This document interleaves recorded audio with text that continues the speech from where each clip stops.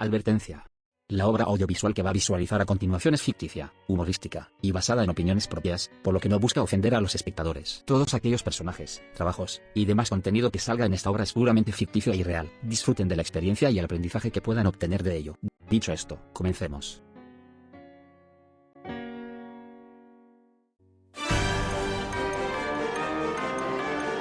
Ay, la industria del videojuego. Qué tema tan interesante del que hablar. No hay nada como criticar a una gran empresa de videojuegos para que mi cadáver aparezca al día siguiente tirado en cualquier carretera perdida en el culo del mundo, por causas totalmente naturales. Sea como sea, vamos a hablar en el día de hoy acerca de Square Enix, esa empresa japonesa que todos conocemos por una saga que ha marcado a más de una generación y que me ha llamado lo suficiente la atención como para hacer este vídeo. Primero que nada, destacar que yo soy bastante neutro en lo que a empresas se refiere.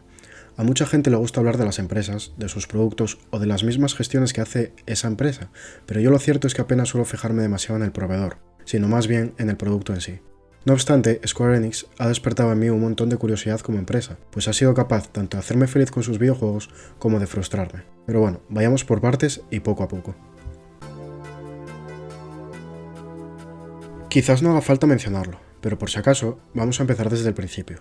Square Enix es una empresa japonesa de videojuegos, que lleva en la industria probablemente desde antes de que nacieses, ya que en 2003 se juntaron Squaresoft y Enix para formar la compañía que conocemos hoy en día como Square Enix, pero realmente el primer Final Fantasy lo encontramos en 1987, firmado por el creador Hironobu Sakaguchi.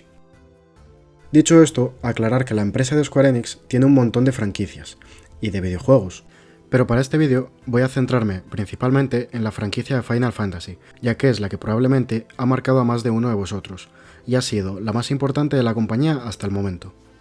No obstante, voy a mencionar otras franquicias y videojuegos de la empresa, como por ejemplo la saga Nier o la saga Octopath Traveler, entre otras, juegos los cuales he podido probar y he jugado lo suficiente como para poder hablar de ellos y tener una opinión.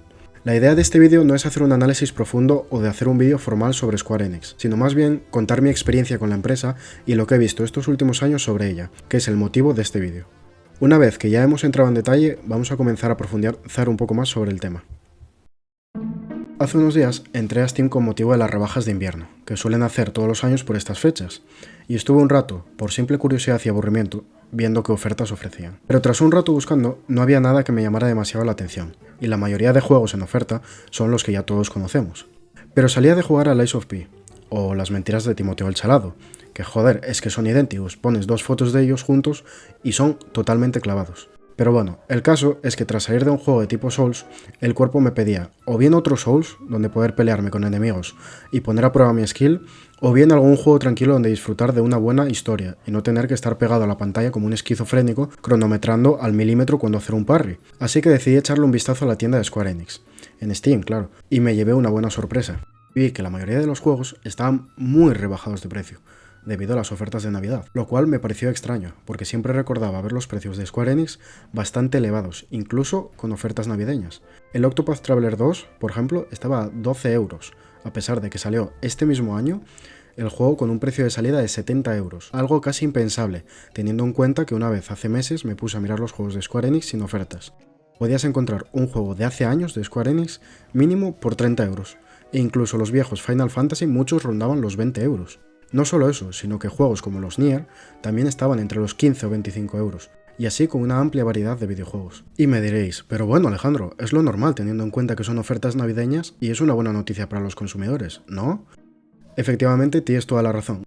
Es una gran noticia que los juegos estén tan rebajados de precio, porque así mucha gente podrá disfrutarlos estas fiestas, pero no es lo que estoy intentando contar en esta historia. A lo que me refiero es, una empresa como Square Enix, que es tan japonesa como Nintendo, como para coger un juego que ha salido hace 2 años y vendértelo a 60 euros tranquilamente, es decir, su precio de salida. Mira el catálogo de Nintendo y de Square Enix en este año y te darás cuenta fácilmente de lo que hablo. Un Zelda Breath of the Wild que ha salido hace 6 años puede costarte 70 euros. Un Nier Automata que ha salido hace 6 años y que no está ni bien porteado a PC, te lo pueden vender por 40 euros tranquilamente, y yo lo he llegado a ver este año a un precio mayor. Ahora que ya nos vamos entendiendo, ¿por qué entonces Square Enix está haciendo esto?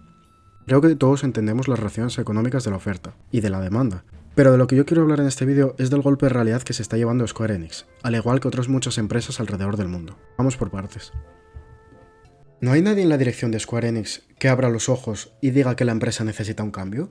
No solo sus acciones están a la baja en estos últimos meses, que es la parte económica, sino que la moral de la gente está por los suelos desde hace años. Ilusionaron a la gente con el remake de Final Fantasy VII que sacaron en el 2020, y la gente estaba realmente encantada con ello.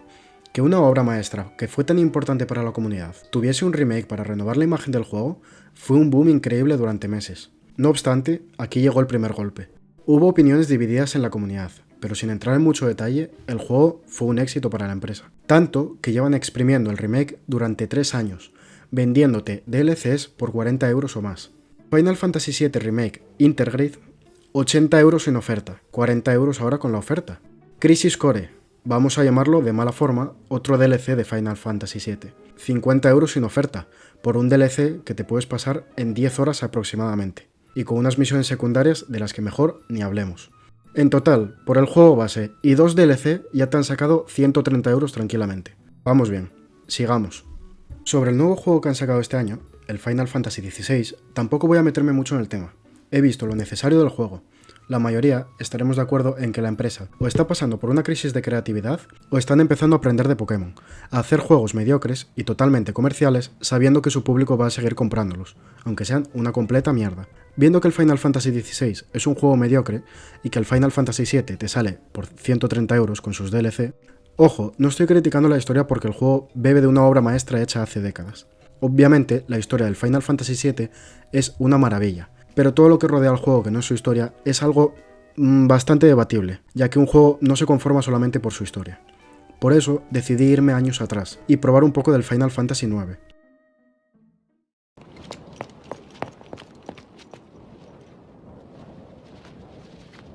Obra maestra del estudio. Me pasé el tutorial, por así decirlo, lo que equivaldría a la primera hora de juego, y me quedé completamente enamorado. Un juego de hace 23 años es capaz de hacer todo lo que no hace un juego que ha salido este año, con las mejores características gráficas, opciones ilimitadas en cuanto a sistemas de combate. Pueden hacer lo que quieran en Final Fantasy XVI o Final Fantasy XVII si sale, o el juego que ellos quieran hacer, y sin embargo elegiría 1000 veces una hora de juego de Final Fantasy IX antes que toda la trayectoria de Square Enix en estos últimos años. No tiene ni doblaje el juego, pero es capaz de hacerte sentir que es un juego hecho con amor. Van a 15 FPS las cinemáticas, y aún así, disfrutas de ver cómo te están contando la historia, como si fuese tu madre leyéndote un cuento cuando eres pequeño. Es un juego que si saliese un remake mañana bien hecho, vendería millones y millones y millones de copias, si el remake estuviese hecho con el mismo cariño que el juego original.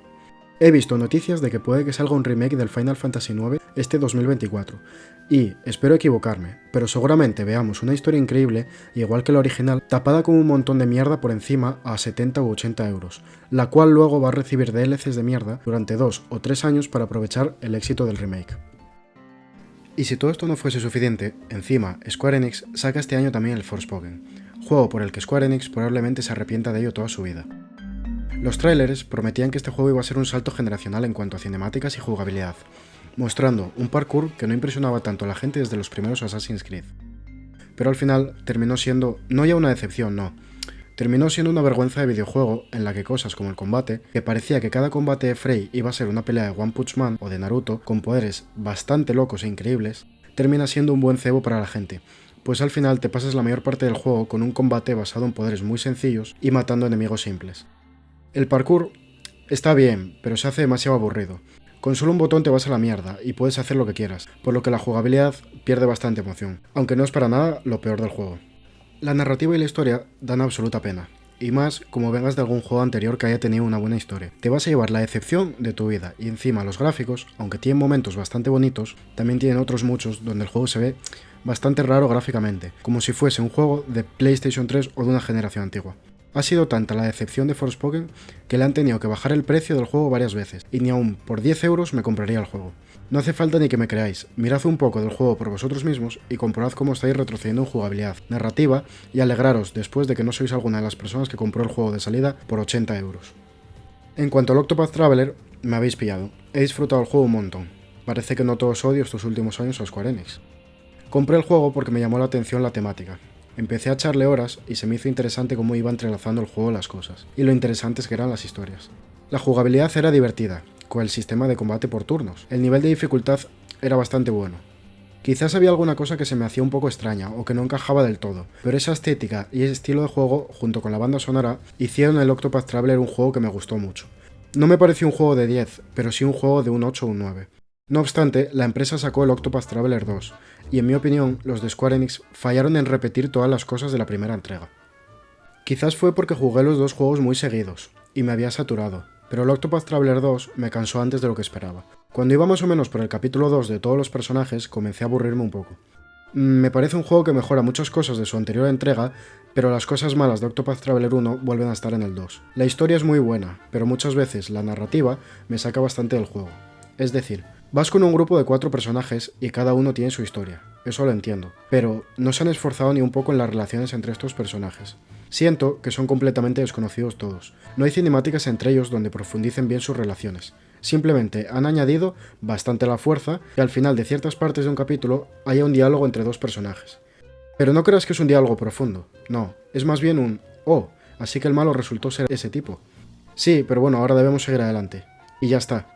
¿Para qué van a esforzarse en desarrollar las historias entre personajes, pudiendo meterte diálogos hermosos y súper profundos donde los personajes hablan cada 2 frases contadas?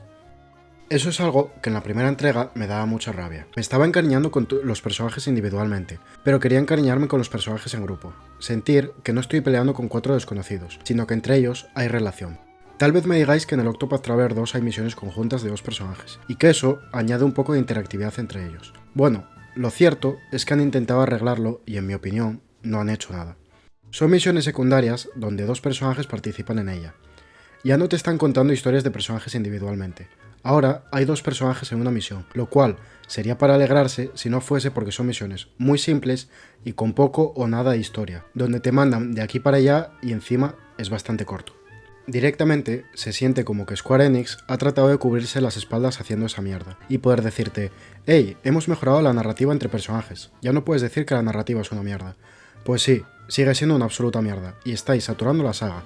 La primera entrega fue buena, interesante, tenía cosas buenas y malas, pero era un buen juego. Ahora vuelven a sacar una segunda entrega, y en vez de corregir lo malo, mejoran lo bueno. ¿Por qué mejoras cosas que ya eran buenas y no corriges los fallos que se ve desde lejos que empeoran la experiencia de juego? 蒸気機関があれば、もっといろんな仕事が生まれる。金を稼ぐ手立てがねえ奴ら。Si juntamos todo lo que he dicho hasta ahora, podemos apreciar a grandes rasgos la decadencia de la empresa en estos últimos años. Y creo que es un buen momento para reflexionar acerca de cómo nosotros tenemos también cierta responsabilidad en el rumbo que puede tomar o no una empresa, ya que al fin y al cabo es nuestro dinero el que mantiene a esas empresas a flote. Por eso, deberíamos de empezar a exigir más para que ya no solo Square Enix, sino otras muchas empresas dejen de llevarse tanto por lo comercial y que se esfuercen en el producto que ofrecen. No puede ser que salgan juegos de Square Enix o de Nintendo, o de la empresa que sea, y que salgan mal hechos o que se note que la empresa le ha puesto poco cariño a su producto, porque eso luego, al final, tarde o temprano, nos acaba perjudicando a los consumidores. Quizás no estés de acuerdo conmigo en lo que digo, y es totalmente respetable, pero voy a ponerte un último ejemplo para que entiendas bien a lo que me refiero. ¿Te parece bien que Square Enix prepare un remake para el Final Fantasy IX y que por no ponerle las mismas ganas y cariño que le puso en su día, salga un juego que no te deje satisfecho del todo para el precio alto que pagaste por él? ¿Que te aburriste con las misiones secundarias porque eran planas y aburridas? ¿Que el sistema de combate se te hizo monótono o que los enemigos eran todos iguales? Queremos disfrutar de los juegos que salgan con el mismo cariño con el que lo hacíamos cuando éramos pequeños, y que los juegos que salgan ahora sean tan espectaculares y hechos con tanto cariño que los recordemos en un futuro como obras maestras, hechas con amor y no como juegos bugueados, juegos comerciales, juegos estropeados y demás. Espero que os haya gustado el vídeo y que hayáis podido sacar vuestras propias conclusiones o pensamientos, y que en un futuro pueda hacer un vídeo elogiando a Square Enix por lo que hace y por cómo sus videojuegos tienen enamoradas a futuras generaciones por el cariño con el que están hechos. Nos vemos en el próximo vídeo.